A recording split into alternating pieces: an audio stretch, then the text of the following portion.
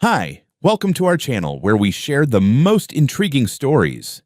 When a man inherits his late uncle's peaceful farm, he expects quiet days and hard work, not a ruthless war with a powerful HOA hell-bent on stealing his land. What starts as petty fines turns into a high-stakes battle of fraud, corruption, and one hell of a reckoning.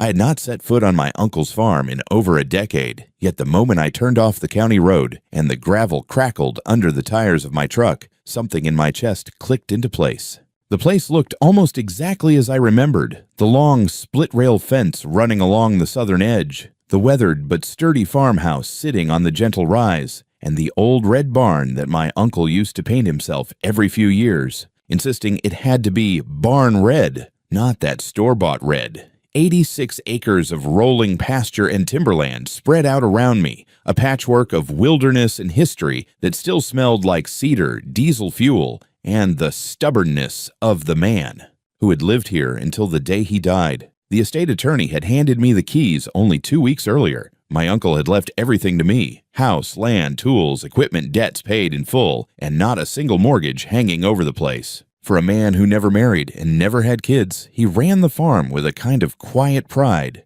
I walked through the farmhouse the morning after I arrived and found it exactly as he left it. Boots by the door, coffee can full of loose bolts, a handwritten note about a leaky pipe under the sink as if he planned to fix it later. I spent a few days putting things back in order, airing out the rooms, getting the electricity checked, and reacquainting myself with the kind of honest work that makes your muscles ache in a way that feels earned. It was peaceful, almost idyllic, until the second Thursday of my return. I was repairing the latch on the barn door, humming a tune badly out of habit, when I heard the crunch of tires that were definitely not mine. I figured it might be the delivery truck bringing the new feed barrels, but the vehicle that appeared at the top of the drive was a compact white SUV with the unmistakable emblem of Pine Ridge Trails HOA on the door. 3 people stepped out like a committee sent from the heavens, except they radiated the opposite of benevolence. Leading them was a woman in a crisp beige suit and sunglasses big enough to qualify as protective equipment. She walked like the gravel owed her rent. I knew her type before she introduced herself. "Good morning," she called out, voice sharp like an email with too many exclamation marks. "You must be Mr. Hayward. I'm Karen Bellamy, president of the Pine Ridge Trails Homeowners Association." I leaned on the barn door, wiped my hands on my jeans, and gave her a nod. "This property isn't part of Pine Ridge Trails." She smiled the way a dentist smiles before telling you that you need several root canals. "We'll get to that. I have some documents for you first." She handed me a thick envelope, the kind that usually contains either a subpoena or a very bad offer. Inside was a neatly typed letter full of legal jargon, a long list of alleged violations, and at the bottom a total of $37,200 in supposed fines. Every violation was more absurd than the last. A tractor awning from 2005, manure odors from 2007, as if livestock ever smelled like roses, a chicken coop built too close to the boundary fence, weeds overgrown more than a decade ago, a mismatched section of fencing, and 35 more items that ranged from the laughable to the downright insane. I looked from the papers to her, wondering if she expected me to have a stroke right there in the yard. "These are from before my uncle passed," I said. "And even if they weren't, this land is outside your jurisdiction. Always has been." Karen clasped her hands behind her back like a tour guide showing me the ruins of my own patience. "The HOA has standing agreements with all surrounding properties. We maintain community standards. You'll need to settle the outstanding balance before we can proceed with integrating your property into the guidelines." "I'm not part of your community," I said plainly. "My uncle wasn't either. This farm sits on its own parcel. Always has." Her smile thinned. "We have records indicating otherwise." "I'm sure you do," I muttered, flipping through the papers again. Some of the dates did not even line up with reality. The manure complaint listed a time when my uncle had not owned livestock at all because he'd been recovering from a broken leg. Not that any of that mattered. Their authority ended at the property line. Behind her, one of the enforcement officers, a man in his 30s with a neatly pressed uniform and an expression trying very hard to stay neutral, watched me with an odd flicker of something like sympathy. He introduced himself as Mark Draper. The other man, whose chest puffed out with the self-importance of someone whose entire personality revolved around carrying a clipboard, did not bother to give his name. Karen continued her speech, something about integration, compliance, and shared community values. The more she spoke, the more it sounded like a cult recruitment pitch with extra paperwork. I let her finish out of politeness, or maybe morbid curiosity, but when she wrapped up by saying, "The HOA has been here long before you," I laughed. My family owned this land before Pine Ridge Trails was even a suggestion in a real estate brochure. Her face tightened. She clearly did not enjoy being contradicted on territory she thought she ruled. "Regardless, we expect cooperation, Mr. Hayward. You're not getting it. Not now, not later." She exhaled slowly, then leaned in just enough for her words to feel like a threat. "People around here prefer order. If you don't comply voluntarily, we have protocols." "Good luck with that," I said. "Leave my property." Mark shot me a brief look, something between warning and apology, before following her back to the SUV. Karen paused at the door, took off her sunglasses, and said, "You don't understand how things work here yet, but you will." They drove off, leaving behind the dust of their arrogance and a stack of papers that I tossed on the porch like trash. I had expected a quiet first month on this land. I had expected to honor my uncle's memory, fix up what needed fixing, breathe a little. What I had not expected was a war with a neighborhood association that believed it ruled over land it did not own. The woman acted like this farm was an eyesore spoiling her kingdom. The problem for her was simple: I was not going anywhere, and this land sure as hell did not belong to them. The morning after Karen's little parade rolled off my property, I sat at the kitchen table with a mug of coffee and the stack of HOA papers spread out in front of me like roadkill I was obligated to inspect. I read every line, not because I believed a word of it, but because people who write nonsense with this much confidence occasionally hide dangerous things between the bullets and footnotes. The violations were ridiculous, the logic non-existent, and the arrogance practically dripping off the page. Still, I wanted to know exactly what kind of nonsense they thought they could pull. By mid-morning, I had written a formal notice declining any and all claims made by Pine Ridge Trails HOA. I printed it, signed it, and drove to the post office to send it with tracking and a signature requirement, purely so Karen would have to personally acknowledge receiving my refusal. I imagined her expression when she opened the envelope. It helped me enjoy the rest of my day. I came back to the farm and got to work repairing a section of the barn roof. I was halfway through replacing a warped plank when another car appeared at the top of the drive. This one was shiny dark blue and looked like it had never once in its life encountered mud, gravel, or any terrain not designed by suburban planners. A tall man in a charcoal suit stepped out. His tie alone probably cost more than my monthly grocery budget. He introduced himself as legal counsel for Pine Ridge Trails, though he didn't give me a name. That was fine. I hadn't asked for one. He held out a folder thick enough to be a prequel trilogy. "We're here to resolve a misunderstanding," he said. "Consider this our good faith attempt to avoid escalation." I opened the folder. Inside was a crisp letter stating that my uncle had signed an agreement to join the HOA about 8 years earlier, complete with a dated signature and a line declaring that the farm was voluntarily entering the Pine Ridge Trails Covenant. The signature was supposed to be my uncle's. It looked wrong. Not obviously wrong, but subtly. Like someone had tried to copy his handwriting by memory rather than actually knowing it. My uncle's signature leaned slightly left, always. This one leaned right. It was also dated the same week he had been hospitalized after a stroke that left him unable to speak, much less sign legal documents. "Fake," I said. "Tell Karen to try again." This one wouldn't fool a drunk goat. The lawyer's expression stayed neutral, but his jaw tightened. "Mr. Hayward, refusing to cooperate will only make this more difficult." "I'm sure it will," I said. "For you." He left shortly after, offering one last monotone warning about escalation procedures. When his car disappeared down the drive, I stood there holding the folder, trying to decide if I should laugh or track down whoever forged my uncle's name and introduce their face to a fence post. I didn't have long to think, because Pine Ridge Trails wasted zero time moving from veiled threats to blatant harassment. The first fresh violation notice came the next morning, hand-delivered, taped to my gate like some deranged yard sale flyer. Apparently, I was now being cited for unpermitted construction noise from the barn repairs I had been doing. Never mind that this was a working farm and not a feng shui-compliant suburban garden patch. The second notice came 2 hours later. Unauthorized equipment placement.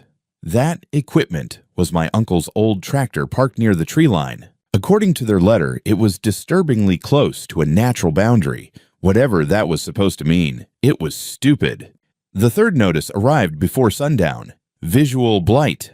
The visual blight, according to Karen's very artistic use of bold type, was the sight of my clothes drying on a line behind the house. The line had been there since before I was born. I'd had enough. I installed 6 new no trespassing private property signs along the driveway and posted another by the barn stating in large letters that HOA personnel were not permitted on the premises. Then I set up a pair of inexpensive motion-triggered cameras loaned by my cousin. If Karen wanted to keep pushing her luck, she'd get herself on video doing it.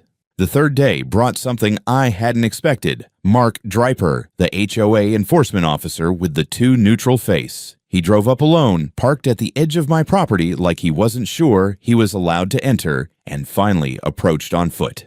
He kept his hands visible, palms open, an odd gesture unless you've had enough unwanted visitors to appreciate it. "Mr. Hayward," he said quietly, "I won't take much of your time. I just need to deliver this."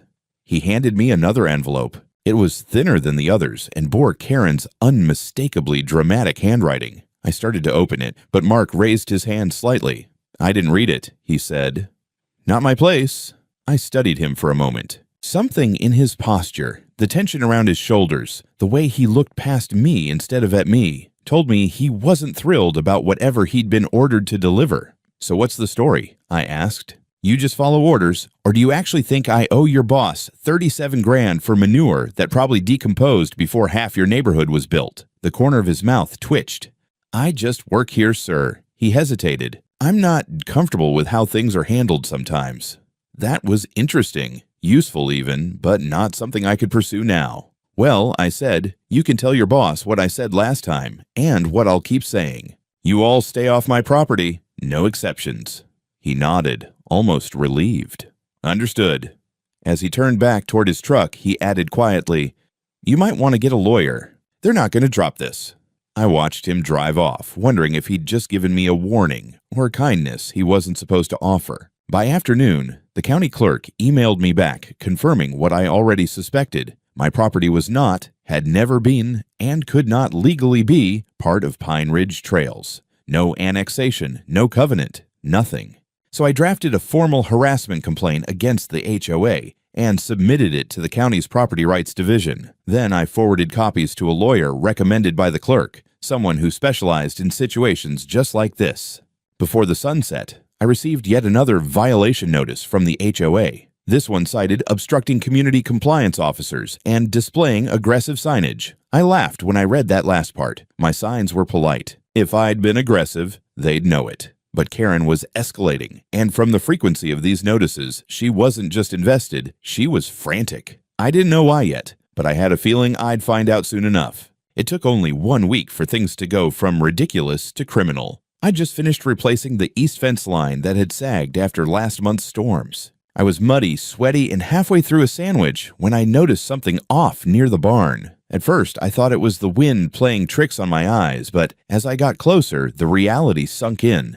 The padlock on the equipment shed had been busted clean off. Not picked, not rusted through, snapped. Inside, 2 battery units for my quad were missing, not just tossed around, gone. I didn't even bother with 911. I filed a police report through the county sheriff's department online, knowing full well that unless I caught someone red-handed, they'd put it down to trespass and petty theft. Maybe it was just opportunistic thieves. Maybe not. But then I saw the sign, nailed right into my boundary post in fresh white plastic. Pine Ridge Trails property. Access restricted. Violators will be prosecuted. I stood there blinking, trying to process the sheer insanity. That sign wasn't on their land. It was a good 20 feet inside my side of the property line. It wasn't faded. It hadn't been blown in by wind. Someone had physically walked onto my land and planted it like they were Christopher goddamn Columbus. I tore the thing down and marched it back to the porch like a trophy from a failed invasion. I hung it on a nail by the kitchen door, right next to the busted padlock. 2 days later, a county inspector showed up unannounced. Said he was there in response to an anonymous complaint about unpermitted structures on the property, specifically the barn, the tool shed, and my house's back deck. The deck had been there since the mid-70s. The inspector wasn't a bad guy, just doing his job. He looked sheepish as he stepped around the property, taking photos and measurements, but he couldn't tell me who'd filed the complaint. "Just says community concern," he muttered. I asked him if it was from the HOA. He didn't say yes. He didn't say no, either. "You'll be fine," he added before he left. "None of this looks recent." I wanted to believe that, but I'd lived long enough to know these kinds of paper games build on each other.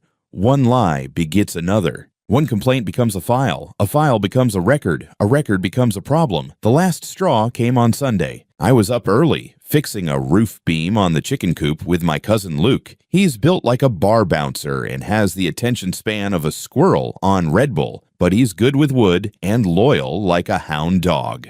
We were up on ladders hammering in new supports when we heard a car crunch up the drive. 2 sheriff's cruisers. Now, police out here don't just show up without reason. Either something burned, bled, or someone made a serious enough claim to warrant a visit. Sure enough, one of the deputies approached with his hand resting gently on the grip of his sidearm. "Sir," he called out, "we received a call from the Pine Ridge Trails HOA. Complaint says you've got unlicensed laborers working without permits, possibly undocumented." I damn near fell off the ladder. "You're telling me they called you because my cousin is helping me fix a damn roof?" The officer looked up at Luke, who waved from the ladder and shouted, "Hey, I've got a Costco card. Does that count?" The younger deputy cracked a grin. The older one just sighed. "Do you have ID for your workers?" "Hell yes, I do. One of them's my blood, the other's my neighbor.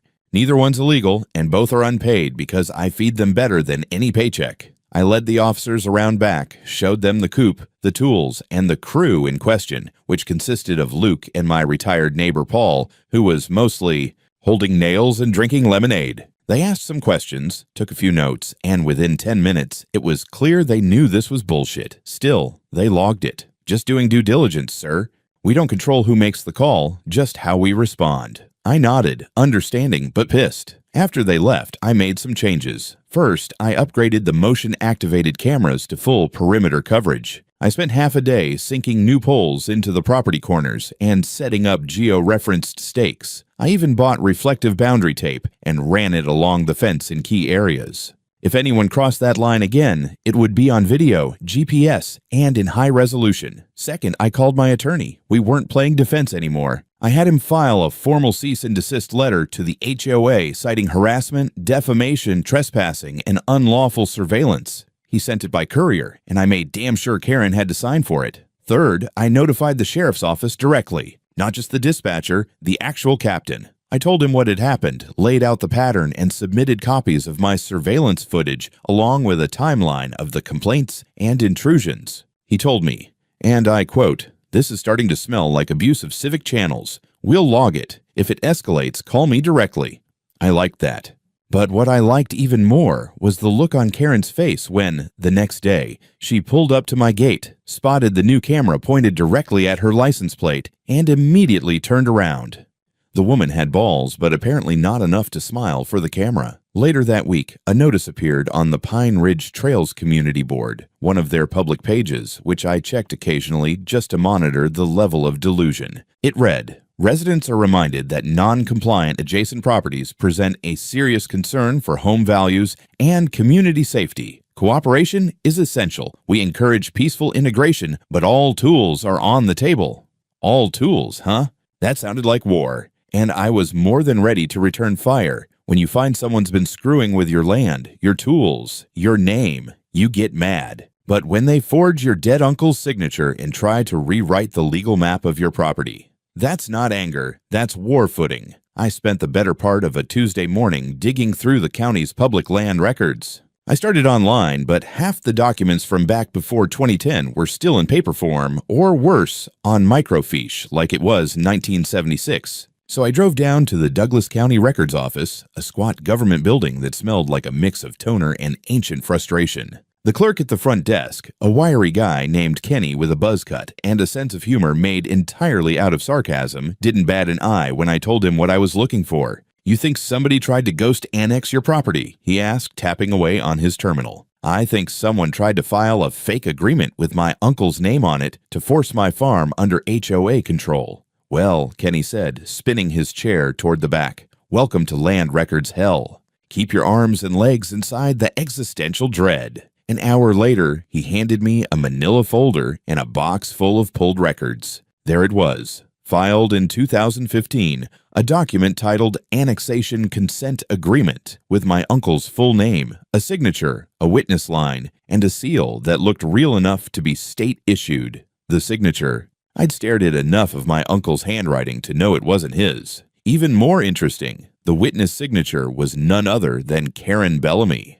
According to the timestamp, the document had been filed one day before my uncle was hospitalized for a stroke that left him speechless for the rest of his life. No way he signed anything voluntarily that week, especially not something turning his back on every angry rant I'd ever heard him give about those plastic HOA bastards. That night, I pulled out every scrap of paper I had that included my uncle's. Real signature, old receipts, birthday cards, even an invoice he once scrawled on a pizza box lid. I made copies and contacted a certified forensic document examiner. She met with me 2 days later at her office near Atlanta. A quiet woman in her 60s with half-moon glasses and a stare that could probably peel paint. She looked at the originals, compared the slants, the loops, the pressure points, then said calmly, "That signature on the annexation is a forgery, and a clumsy one, frankly. I got that in writing, notarized, sealed, and then sent it straight to my lawyer. We were done playing whack-a-mole with fake violations. It was time to pull the whole damn rug." Meanwhile, things started slipping on their end. Mark Draper, the enforcement officer with the calm voice and too neutral face, showed up again. This time, no SUV, no clipboard, just him in jeans and a flannel, knocking on my porch like a man who didn't want to be seen doing it. "I don't work for them anymore," he said. I raised an eyebrow. That a confession or a job application? He smiled weakly. "Let's call it a peace offering." He handed me a USB stick. "This is everything I copied off the HOA's internal server before I quit. Emails, meeting minutes, draft annexation maps. Some of it's boring, some of it, well, I figured you'd want to see." I thanked him and offered a beer. He declined, said he had to keep his head down for a while, and left without asking for anything in return. I plugged in the drive and found a trove of digital poison. First, emails between Karen and someone named Doug Lanton, executive director at Praxis Land Development, LLC, a real estate developer known for buying up rural land and turning it into eco-villages for people who think compost bins make them pioneers. The emails dated back nearly 5 years. They discussed long-term strategies for expansion, quiet integration of adjoining parcels, and one particularly bold line from Karen: "Hayward's land is underutilized, and his health is declining. We can secure the parcel with minor document work." She had written that while my uncle was in the hospital.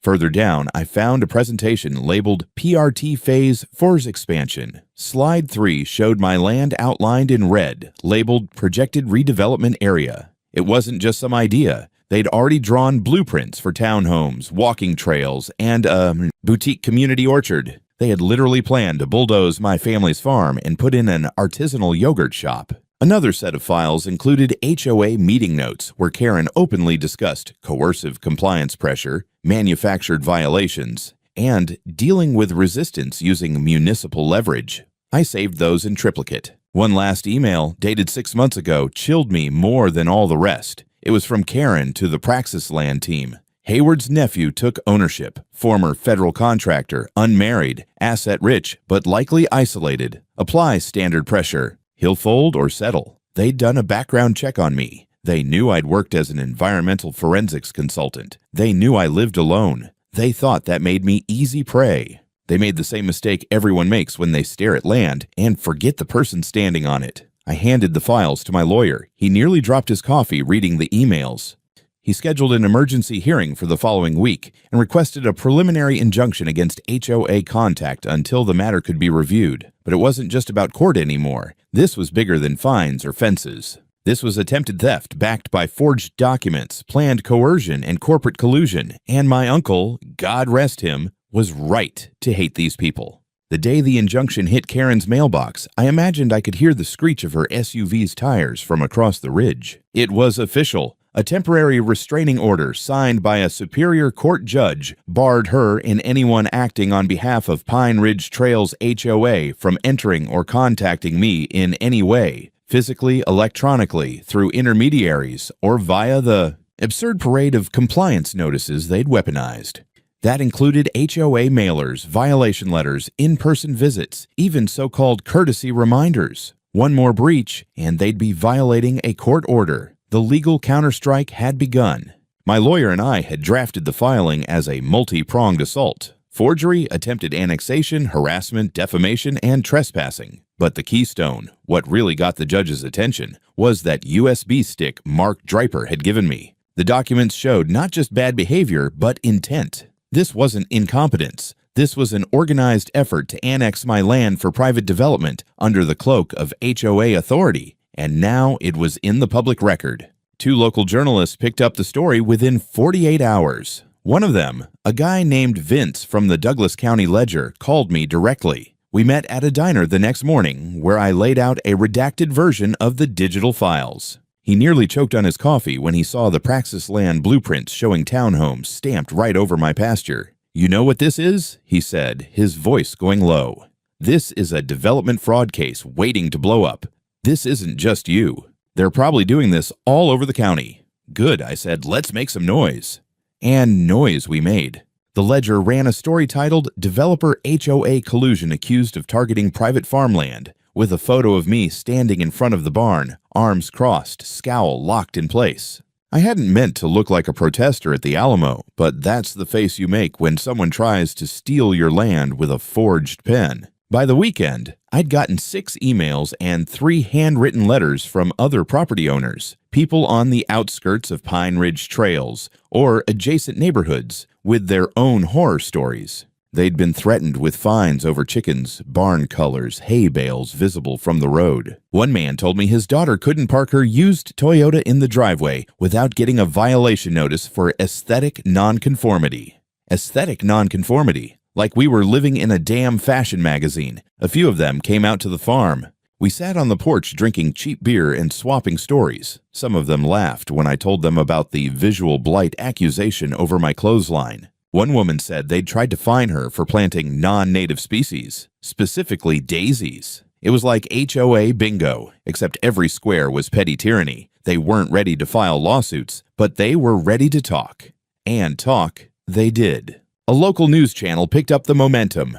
They aired a segment with footage of my property, the ridiculous signs HOA had planted, and a dramatic voiceover describing how a quiet farm became ground zero in a battle over property rights. Karen declined to be interviewed. I wasn't surprised, but she wasn't quiet either. Late Sunday night, I caught her in the headlights of my truck, standing on the edge of my southern boundary, talking to 2 men I didn't recognize. They had clipboards. One of them pointed toward my barn, the other toward the open field that rolled down toward the tree line. I flipped on my high beams and drove straight toward them. Karen turned deer in the headlight style, then bolted for her car. The other 2 hesitated a second too long enough for my new security floodlights to catch their faces on camera. Both were Praxis land contractors I found out later, named in internal memos Mark had given me. They were still surveying my land, even under court order. My attorney filed for a contempt motion the next morning. It was granted. Karen was now officially facing civil charges for violating a court injunction, trespassing, and attempted interference with a legal investigation. The contempt hearing was scheduled within the week. Praxis land, for their part, went radio silent. But the real turning point came when the district attorney's office got involved. They contacted me through my attorney and requested access to the full set of documents Mark had leaked, including metadata. They were opening an official investigation into HOA corruption and fraudulent land claims. And then they dropped the bomb. This may constitute criminal conspiracy under state development code violations. It was no longer just my story. It was a case. Mark Draper, still keeping his head down, agreed to a private deposition in exchange for prosecutorial immunity. His lawyer negotiated the terms. In that deposition, Mark laid out everything, From Karen's meetings with Praxis Land to the internal orders to falsify violation claims in a pressure campaign against non-integrated properties. The prosecutors called it a textbook abuse of HOA, authority with intent to defraud, and they were just getting started. By the end of the week, Karen's allies within the HOA began to splinter. The treasurer, a man named Lyle Jensen, abruptly resigned. Rumor was he had flipped to save himself from charges. HOA board meetings were postponed indefinitely. The neighborhood Facebook group, once a hive of smug passive aggression, went eerily quiet. One of the last things I did that week was install a large sign at the end of my driveway. Not just for Karen, for everyone watching. It read, "This land is not for sale, not for annexation, not for HOA fantasy." I figured they'd need a reminder, especially once indictments started flying. If you've never seen a woman who thought she ran the world get dragged into a courtroom to answer for the very empire she built, let me tell you, it's a damn sight worth waking up for. Karen Bellamy showed up to her contempt hearing in a navy blue blazer and a smile so fake it should have come with a warning label. Her attorney, some Metro Atlanta type with glossy shoes and a jawline sharp enough to cut glass, tried to downplay the incident on my property, claimed she hadn't trespassed. Claimed she was inspecting shared buffer zones for landscaping integrity. The judge, an older woman with no patience for buzzwords or bull, looked over her reading glasses and said flatly, "Miss Bellamy, you were photographed standing 21 feet into a parcel explicitly excluded from your jurisdiction 4 days after you were legally enjoined from doing so. The only thing in question here is whether you're bad at maps or bad at following court orders." That smile disappeared. The hearing didn't last long.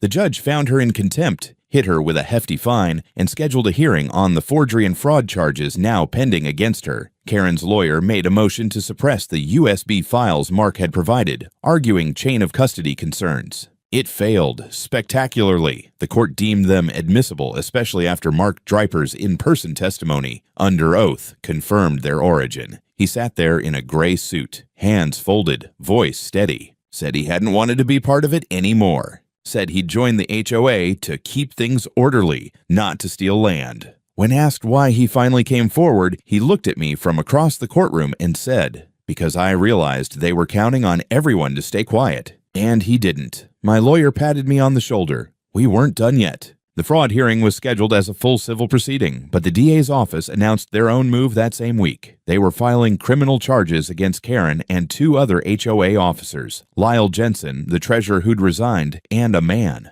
named Scott Beller, HOA's contracted legal counsel. Charges ranged from forgery to filing fraudulent documents with the county to attempted unlawful annexation and conspiracy to defraud. It was surreal, watching the power dynamic flip like a flipped tractor, metal in the dirt and wheels spinning nowhere. Karen, who had once walked onto my property like a queen inspecting a new province, was now scrambling to avoid jail time. Praxis Land, the developer who had courted her, issued a limp press release claiming they were unaware of procedural misconduct, but leaked internal emails, courtesy of Mark, proved otherwise. There was one that made every reporter's jaw drop. Karen writing to Praxis Land's director stating, "Hayward doesn't know it yet, but he'll fold. Every man folds eventually when he's surrounded. Turns out I didn't fold. Turns out I built a legal bonfire and invited the whole county to roast marshmallows on it. More allies came forward. A local land use attorney offered pro bono consultation to others facing overreach from HOAs.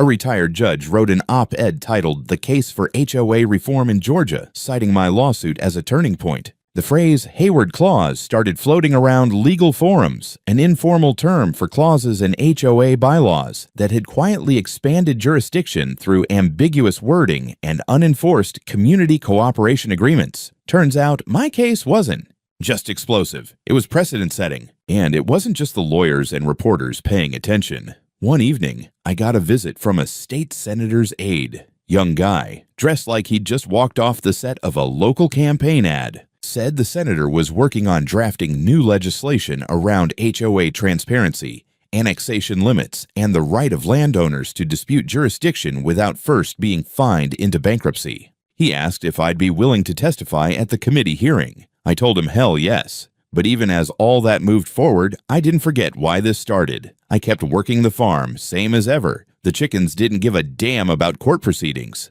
Neither did the fields. I fixed irrigation lines, repaired fencing, even got the old tractor running again with a new pair of batteries, since the original ones had mysteriously disappeared in the early days of this mess. And every time I saw one of those slick cars drive by, some HOA holdout trying to see if I'd caved, I made sure the sign at the end of my drive was clean, upright, and clear. This land is not for sale, not for annexation, not for HOA fantasy. Karen's house, I heard, went up for sale shortly after her indictment. Funny how fast people sell their castle when the walls fall down. If you'd told me 6 months ago that my return to this farm would kick off a chain of events leading to a statewide legal reform, televised hearings, and indictments that read like a Netflix script, I'd have assumed you were drunk, or maybe just too, deep into HOA Facebook horror stories. But here I was, not only still standing, but watching Karen Bellamy's empire crumble like a sandcastle in a hurricane. The criminal proceedings moved fast, surprisingly so.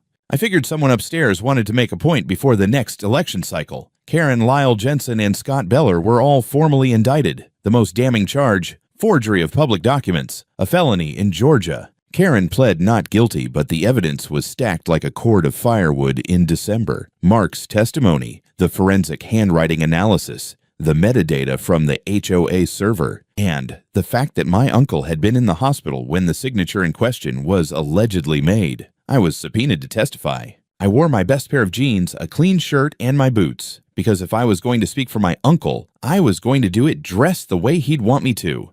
The courtroom was full. Local press, state observers, and a handful of neighbors who'd clearly come for the spectacle. Karen sat at the defense table with a legal team that looked more like Wall Street fixers than suburban litigators. Her expression? Controlled panic. The kind you see on a pilot when 2 engines are out but they're still smiling for the passengers. When I took the stand, I didn't give a speech. I just told the truth. I told them about the farm, about my uncle, about how the land was never part of any HOA, how no agreement was ever signed, and how I discovered the forgery after being hit with a stack of violations that read like HOA fan fiction. I explained the theft, the trespass, the pressure. I explained what it's like to watch people circle your home like vultures, waiting for you to crack or sell. I could feel the room shifting. Even the jury looked pissed. But the moment that changed everything wasn't mine. It came from a surprise witness. Lyle Jensen, the former treasurer turned state's witness, testified under oath that Karen had personally ordered the backdating of documents. She'd instructed the HOA to manufacture compliance letters, claiming it was just administrative noise to bring the outsider into line. When asked why he was cooperating, Lyle's response was plain. I signed up to help mow grass and keep the playground safe, not to commit fraud for a real estate scam. He delivered that line like a man who knew he was trading reputation for redemption. And in that courtroom, it landed like a brick through a stained glass window. Karen's lawyer tried to pivot, blame miscommunication, misinterpretation, enthusiastic administration, but the jury didn't buy it. The verdict? Guilty on multiple counts. The sentence wasn't prison. Karen had deep pockets and expensive lawyers, but it was 6 months of house arrest, 2 years probation, a personal fine of $120,000, and, perhaps worse for someone like her, a lifetime ban from holding any HOA office or consulting role in the state of Georgia. Scott Beller and Praxis Land weren't so lucky. Praxis Land was hit with an injunction blocking any development plans on annexed land statewide until a full audit of their acquisitions could be completed. That little scheme of theirs, dead in the water. And the ripple effect didn't stop. The state legislature passed the Hayward Landowner Protection Act. Yeah, they actually used my name. It required all future HOA expansions to file public notices, offer opt-out clauses for adjacent properties, and prohibited any retroactive enforcement of covenants without a signed and notarized agreement. It also imposed strict penalties for HOAs caught misrepresenting their authority. Reporters swarmed for weeks. My farm became a symbol, a rallying point for every homeowner who'd ever been fined for painting their shutters the wrong shade of beige. I didn't ask for that, but I didn't fight it either. In the middle of all this, I got a letter. It was from the lawyer who'd represented my uncle during his final years. He'd found a sealed envelope in the safe deposit box, addressed to me. Inside was a handwritten note. Silas, if they ever come sniffing, don't let them bully you. This land's been ours for generations. If they want it, make 'em bleed for it. Love, Uncle Dean. I laughed when I read it. The old bastard knew exactly what was coming, even back then. I framed it and hung it in the hallway, right above the shotgun.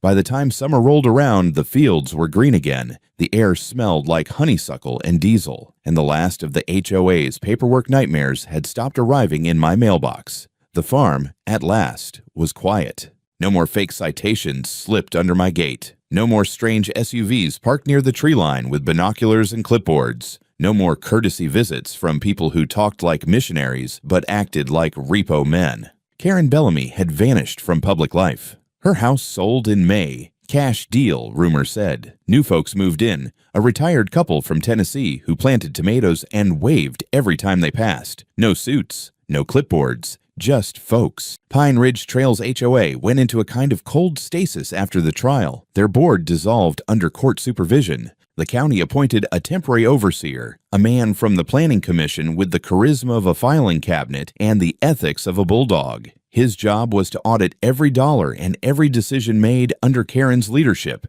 I heard he found duplicate invoices, phantom violation fees, and one absurd line item for community morale consulting. Whatever that means. They held a new election 3 months later. Smaller board, more transparency, and not a damn soul ran unopposed. Apparently, when a neighborhood watches their board president go down for felony forgery on the 6 o'clock news, they start paying attention to who's stuffing envelopes and writing bylaws. Me, I stayed out of it. I'd fought my war. I won. Didn't mean I forgot, didn't mean I forgave, but I had fences to mend. Real ones. Soil to test. A coop full of chickens who'd survived more legal drama than any poultry had a right to. The rhythm of the farm came back slowly. Honest work, sunrises, late dinners. It's amazing how much peace there is when no one's trying to put a dollar sign on your land. Still, the world didn't let me off the hook completely. One morning, I got a knock on the door. A woman from Atlanta, early 30s, clipboard tucked under her arm. My first instinct was to slam the door, but she wasn't HOA. She was from the state. Turned out the legislature had passed the Hayward Act with bipartisan support, and now they were establishing a state registry of exempt properties, places that had been targets of HOA overreach but legally proven independent. Mine was top of the list. She asked if I'd be willing to speak at the signing ceremony. I told her I didn't do speeches. She said I could just say a few words and glare meaningfully. That I could do. So, I stood next to the governor under a white tent with folding chairs and too many cameras. I shook hands with legislators who hadn't returned my emails 6 months ago. I gave my little glare, said my little piece. This land's been in my family for over 100 years. We didn't sign anything. We didn't agree to anything. We don't owe anyone anything. And if anyone tries this again, I'll fight twice as hard, because I won't be the last person they come for. But I damn sure was the first one to drag them into the light. Applause, flashbulbs, a long drive home. Later that week, I got a letter from one of the neighbors who'd visited me during the early days. The guy with the daughter who got fined for her car. He said he'd used my case to fight back, and he won. Said his HOA backed off completely after the law passed. He even included a photo of him standing next to his beat-up Toyota in the driveway, middle finger up, laughing his ass off. I stuck it on the fridge. That fall, I built a new gate at the front of the property. Reinforced steel posts, solar-powered lights, full motion sensors. Over the top. Maybe. But the gate wasn't just for keeping people out. It was a message. I hung a sign in bold block letters. Hayward Farm, private land. Since 1894, HOA trespassers will be fed to the chickens. Underneath, I added a smaller plaque. Protected under Georgia state law. Hayward Act. Annexation fraud prohibited. A few months later, a young couple from down the road asked me if I'd speak at a community workshop they were holding. New homeowners wanting to know their rights, avoid scams, fight back when necessary. I said sure, because if there's one thing I learned from all this, it's that the people who hide behind procedure and politeness are counting on your silence. But this land taught me something else. You don't stay quiet when someone's trying to erase you. You get louder, you plant your boots, you name the fraud, you show your teeth. And you fight like hell until they remember who actually owns the ground they're standing on.